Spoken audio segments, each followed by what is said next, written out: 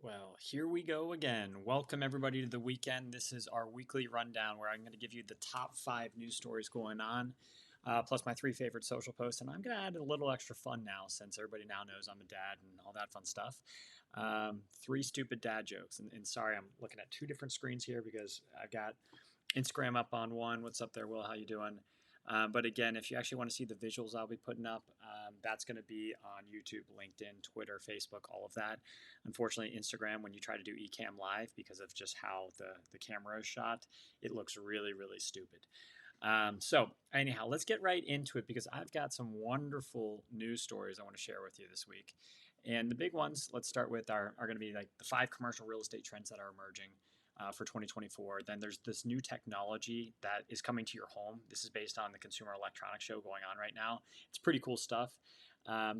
Also, let's watch out for layoffs. There's been some bad news recently, and don't want anybody having to be negatively impacted by that. Then something that I'm going to be bragging about very shortly is the top 10 cities to rent. I'm very excited by that. A hint, one of them is my hometown. And then Will Smith educates us on affordable housing, or so we may think. But the first part that I want to get into is I always like to start with a LinkedIn poll question. And again, since some of you on Instagram cannot see the screen, the real question that I have is, do you know why the 401k was originally created? And shockingly, I've gotten some good responses back online from people that have even said why they originally were created. And it's just like the original baseline was the 401k was created actually in the 1970s, late 70s, and it is a vehicle for the rich. So to give you an idea, the tax rate, the highest tax rate on the rich at that point in time was 70%. And you were allowed to tuck away when this 401k was created about $45,000, $50,000. The average salary at that point in time in the late 70s, early 80s was $15,000. So if you were allowed to tuck away 3x the average salary, who do you think that was actually created for? Certainly the rich. And that's because they knew the tax rates would eventually come down. So the more money they socked away into that 401k that day, they avoided the 70% and eventually reduced down their taxable amount. That's why it was originally created. It was then repivoted, reformulated. Now there's caps on how much you can put into the 401k at a much lesser amount. Companies adopted it as their methodology for being able to reduce down their actual cost because they were originally offering private pension plans. So there's a way now that for employers to actually save money. That's why the 401k was originally created. A lot of us don't know that. And a lot of us have just been inundated with the exact same thing over and over again of you have to do a 401k. The 401k is the smartest retirement vehicle. Sadly, that is not actually the fact. I know I personally, thank you, because I'm still a little youthful, I wasn't invested in 2001. Had some exposure in 08. And then in 2022, I definitely saw about a 40% drop in my 401k from the company I used to work with. So that doesn't sound like a great retirement plan if I run the risk of losing 40% of everything I've planned for. But anyhow, that's the poll question. I'd love to get your guys' opinion on whether you actually knew that, didn't know that, or you kind of knew that. But let's now move on to a quick look at the markets year to date. Hey, green means good. So as you can see, there is some green. Is it a full percent? No, not yet. We're 12 days in. But green is a directionally good thing, and maybe we are in fact going to accomplish a soft landing, which would be really, really wonderful. Keep in mind the 30-year mortgage, because that's up. That's actually marked as red on here, but sitting at 6.6%. Hopefully that comes down a little bit. Actually, it's 6.66%. It's the devil. But anyhow, that is your update on the markets. So now let's shift into the 5 stories. And again, the first of the 5 stories was talking about the 5 commercial real estate trends. And in the picture, you can kind of see there's actually a pretty cool concept. But there's a lot of ideas being kicked around right now. And lots of office buildings are changing in this post-pandemic world. And wellness has definitely become a buzzword in the commercial space. And so an architecture design and planning firm offered up their predictions for what they imagine the trends would be for 2024. And here's just some of the trends. Again, this is in my article that I post on a weekly basis, and it's also in my weekly newsletter. But here's some of the things. One, master plans are going to be aiming for to preserve the history.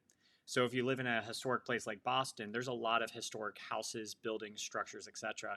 So it's not necessarily adjusting the outer shell, but making it work within those four walls. Sustainable life sciences are actually going to head to the city. There's a lot of commercial space now opening up in the urban center of a lot of cities around the United States, and sustainable sciences, they seem to still be a highly profitable industry, so they can actually move into that spot. Tying to that, you've got some vacant offices that are going to be in need of some retrofitting. You guys ever heard of that company WeWork? Well, yeah, WeWork's recent bankruptcy is another reflection of the ailments facing the office sector. And a lot of these places could now be converted, and we've talked about this in the past, they could be converted to, hey, affordable housing for residential. Is that an easy turnkey solution? No. But there are solutions in place to repurpose maybe these now vacant assets. You've also got conversations about turnkey labs, and that's just tying again to the life sciences. They're expanding their commercial footprint to advance their research and development, or R&D, and they thus need greater flexibility with their spaces. So that's another thing that could be emerging. And then I already touched on the wellness part, but wellness-focused workspaces, a cafe for your employees, an outdoor area for them to relax during the day. Even maybe a bar, you name it, comfortable lounging spaces for them to work. Because again, the focus is trying to get employees back into the office. So you have to make it desirable to want to be there versus just a little cubicle that's 4x4. So that's the first story that I found rather interesting in the 5 commercial trends. And the next one I want to get into is the hidden technology or the new technology coming to your home. And many of us love following the Consumer Electronics Show. And that is every single year around this time. And there was a really good article out there that laid out some emerging things. What's up, Artie? How are you, man? There's some emerging things out there. And here's a few of them that I actually like. Now, you can see in the picture, again, if you're on Instagram, you don't get it. But you can see in the picture, there is a transparent TV. That thing at the end of the bed there that looks like a white tree. Yeah, that's a transparent TV. That's pretty damn cool. You also have like smart mirrors, countertops that can actually charge your phone, AI powered fridge as your chef. And like my wife, who's celiac, could even benefit from this because it will actually look at the foods and suggest like a gluten friendly recipe based on the foods that you have in your fridge. Like that's pretty cool. What's up, Charlie? How are you doing? And so like that's kind of cool. You even have pop-up movie theater projectors. You have 2-in-1 washers. So like if you're living in an apartment building, instead of having the one on top of the other, there's actually now 2-in-1 washers. But I still love the transparent TV that again is shown on my Ecamm Live, but not showing on Instagram. I just love it. So would love to understand which people think would be the coolest new technology to come out of CES for your actual home. So let's get into job fairs, right? Or layoffs. That's always a sad story when we have to talk about layoffs. But Google, along with Amazon and several other US companies, have already announced layoffs effective this year. And why? Well, they have to reduce costs. 2, the robots are taking our jobs. Artificial intelligence is really emerging, especially at these tech companies. And so, Amazon plans to cut hundreds of jobs from its Twitch streaming service, Prime Video, MGM Studios. Google was all over the place. But I mean, even just last year, Google eliminated 12,000 jobs. Amazon eliminated 25,000 jobs. And that's only going to continue to happen, not just at these major companies, but at the smaller ones too, because 1, AI, and 2, there's too much hiring almost that went on during COVID. And so now they're kind of trimming the fat, as they always say. So again, sorry if you're one of those people that have been put in those layoffs, but there is actually a light at the end of the tunnel, and there's ways you can create other streams of income. So let's get into now. This is my favorite news story because it shows the top 10 cities to rent. And for those that know me, I am originally from Cincinnati, Ohio, born and raised, baby. And then I've moved out to Boston well over a decade now. But when you notice in the Rent Cafe report, and then Zillow actually had another one, um, Cincinnati, Ohio is ranked number 3. Atlanta still takes the top spot, and there's plenty of reason for Atlanta. I mean, they've got a lot of jobs in that space. You've got a growing population, etc. Kansas City took the 2 spot, and people that know me, I've got a few properties in Kansas City on the multifamily front, and we definitely love that market. It's 6% lower than the national average on a cost of living, but there's plenty of job opportunities popping up there from major corporations. Um, but then, yeah, Cincinnati, gotta love it. Mel, my wife, is probably so angry at me as I brag about Cincinnati some more. But since he's done a great job, you still are home to major corporations like Procter and Gamble, Kroger, etc. They've really transformed their riverfront. They've got more job opportunities coming from employees that used to work at those larger corporations that have now started up their smaller businesses. And they have a major commitment towards sustainability. Not to mention, they've got Joe Burrow. And Joe Burrow, he slaps, man. So he's the reason I believe why Cincinnati is an emerging thing. And it's so beautiful that it's Cincinnati and Kansas City competing for one of the top spots. Sounds like the NFL. If Joe Burrow wasn't injured, then it would be another great matchup in the playoffs this year. But you know what? We'll just save Chiefs Bengals for another day. But if you are a real estate investor, you're definitely going to want to check out the top 10 cities for multifamily because you want to be in those markets because there is already a shift. There has been a shift in the multifamily space and it continues to be a shift. But this is one of the markets you want to be in if you actually want to make money in real estate investing. So let me get into now this guy, Will Smith. And I'm not going to sing Getting Jiggy With It or Miami or anything like that, even though I did write about that in my newsletter. Nobody wants to hear me sing. But what I wanted to talk about is Miami and affordable housing.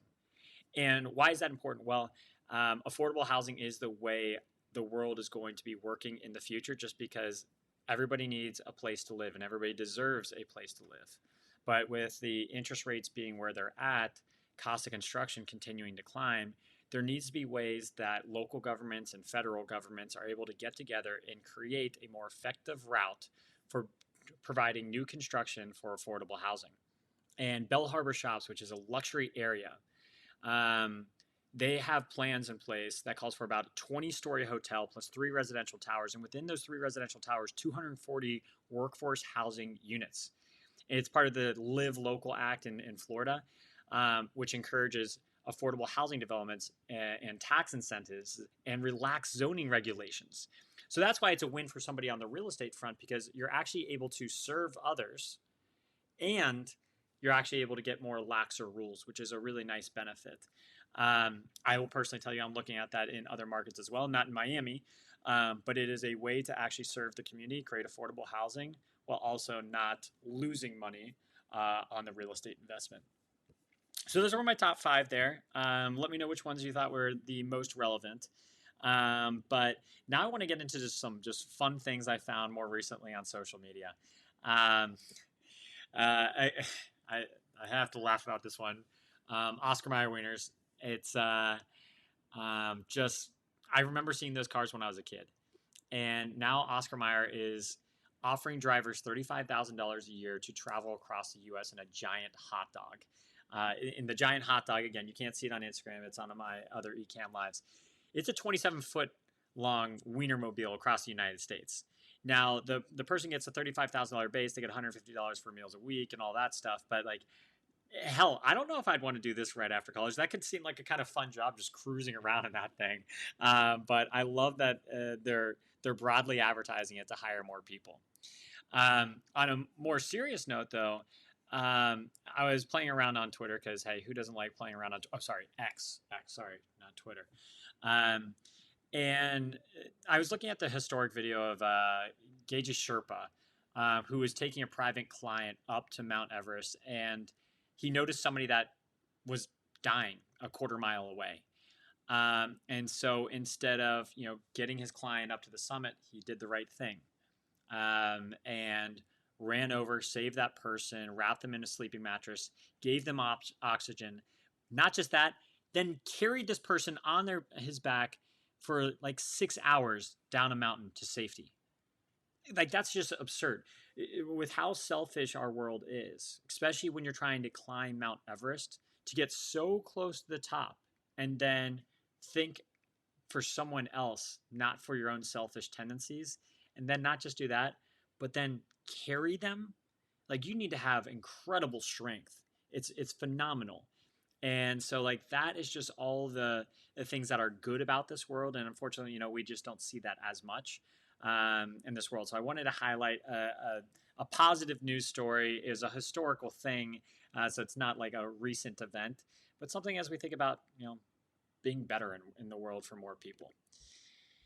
Now, this one I wanted to share is tied to the 8 lessons from Rich Dad, Poor Dad. And there's a lot out there, but from the image I put up, you're just seeing how, like, a lot of people that are not as wealthy actually like to spend a ton of money on various watches, clothing, shoes, sunglasses, etc.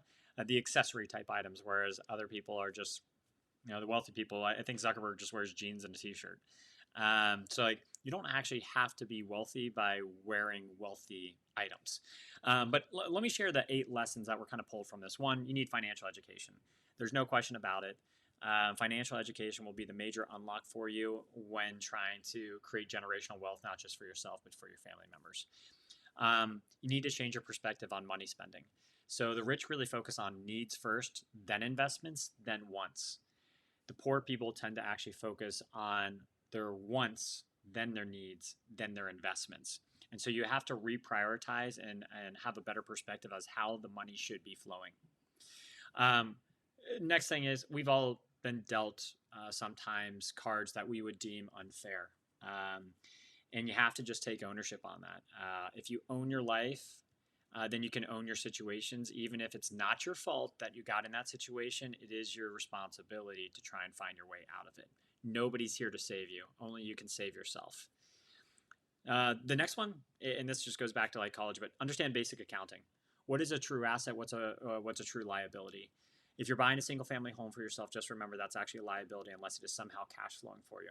And that's if, like, you house hacked it and you're Airbnb out a portion of it, so that's covering your mortgage. Well, then that's now an asset. But keep in mind, if you are actually just paying a monthly mortgage and then you're paying property taxes, if you stop paying that, you better bet that house is going away. So definitely keep that in mind. Understand your tax code. Tom Wheelwright has a great book about this where he talks about 95% of the tax code is actually written to the benefit of people. Only 5% is actually the taxes. So understand the tax code, how it can actually benefit you if you properly structure things. Recognize also that you can have a side hustle, and that's not necessarily your profession. So the side hustle here can be something like investing passively in real estate. That's what I originally started with while I was still working my corporate job. So figure out ways that you can generate additional income while still working your profession. And then after a certain time, you then, by all means, break away, do your own thing. Another one is appreciate your mind. Your knowledge, knowledge is the key to the primary currency now in today's world. So the more knowledge you have, the better you are, or the more likely you are to succeed. And that includes things like how to leverage money, find opportunities, and hire the right people to do the additional work that you just don't have the bandwidth to do. And finally, be a generalist over a specialist. Generalists, have enough knowledge to be dangerous. Sorry, I have to shift this because I know I'm getting a halo effect here. So I'm going to shift this over here. Sorry, guys. Quick pause, moving around. But yeah, be a generalist over a specialist, just because that will make your life so much easier. You'll be armed with enough knowledge to be able to serve a vast array of people. All right, so those were my top 3 social posts. I want to move now into, of course, my weekly blog, because who doesn't love reading that? And hey, it's January 12th, but New Year's was only 12 days away. And what I went into on last week's blog was New Year's resolutions. We all make New Year's resolutions, right? And really, let's look at first why or what are the common motivations behind the tradition of creating a New Year's resolution. Well, one, it's a symbolic fresh start for us. The turn of the calendar year symbolizes this is a new year, a new me. So that's a lot of the reasons. Two, you're reflecting on the past. We try to celebrate our prior year before we shift into or convert or move into this next phase. So it's also a reflection on the past as we move towards the future. Those two I kind of see tying together. Goal setting. Every single person is told like, hey, set some goals, and that's exactly what this is. So the new year often inspires your ability to set personal and professional goals for some growth and development. Culturally, it's just a tradition. How many times do people just ask you like, "Hey, what's your New Year's resolution?" So that's just another thing. Like we're told that culturally, like we're peer pressured into our social influence. Like we would seem like the redheaded stepchild if we did not actually set goals for ourselves. And then it also just creates some hope for a positive change. Like positivity is a good thing. And by putting some resolutions in place, because a lot of us recognize that we have flaws. And so we want to be able to break those bad habits. And this gives us a way to think more positively about that. And then it's just time frame. Again, the calendar year switch, that's a lot of the reasons as to why we like to set goals. Again, I support anybody trying to set goals. I think it's very worthwhile. But you might get sad when you see this chart that I'm going to put up here. And so try not to cry when you look at that chart. But the fact is that only 1% of us actually make it the full 12 months on our resolutions. In fact, a lot of people probably have already lost just in the first month here. Even on January 12th or whenever you actually watch this, I'd be curious to see if you have actually accomplished your goals. The majority of us are fizzling out after 3 to 4 months. That's a fact. And last year I covered how you can stick to your New Year's resolutions. So I'm not going to get into that, but you can definitely look up my old blogs on that. I'm not going to go over that again. But I do want to give some ideas on ways that we could actually not be in that majority sitting in the 3 to 4 months that you can see there. Again, if you're on Instagram, you can't see this, but it's on my YouTube, LinkedIn, Twitter, Facebook, etc. So here are the ideas that I can kind of throw out there, and I tried to throw in some pro tips because, of course, I'm a pro, right? No, but at least my personal things that I have tried to do in hopes that it can spark some ideas for yourself. So the first is health and fitness. If a lot of people set goals for health and fitness, and I actually put out a poll a few weeks back of asking people what their goals were. A lot of people did say like lose weight, get healthier, etc. So if we said health and fitness, then well, one, let's exercise regularly. Let's start a workout routine. Let's join a fitness class, whatever that might be. My personal thing, I would say get a Peloton. Yeah, the company is exploding right now. Imploding, not exploding, imploding. But their bike and their workout classes, I mean, those are great. And it can all be done from the comfort of your home. So I would highly recommend that because now it's so much easier just to get a workout in because it's right there in your house versus just that additional restriction of, okay, I've got to get dressed, get in my car, go to the gym, work out, come back, do the exact same thing. You're thinking like, I don't have 2 hours to work out, but with a Peloton in your home, now you only need 45 minutes, an hour. They really just say 30 minutes a day. I personally like to try and do an hour a day because I believe a healthy body can help you fight through anything else. The next part is mental well-being. Practicing mindful meditation, everything like that. For those that know me, I guess I'm going on like year 5 now, probably of meditation in a row. So every single morning I try to meditate. Every single evening I try to meditate. You can get things like Headspace. I think it's like $70 a year for an annual membership. There's a new group that I am trying out in addition to having my Headspace. It's called Superior Mind. I think it's a really cool concept. You can try it out. I don't know if they charge anything yet because they're still growing as a company. But you really want to prioritize your self-care and stress management.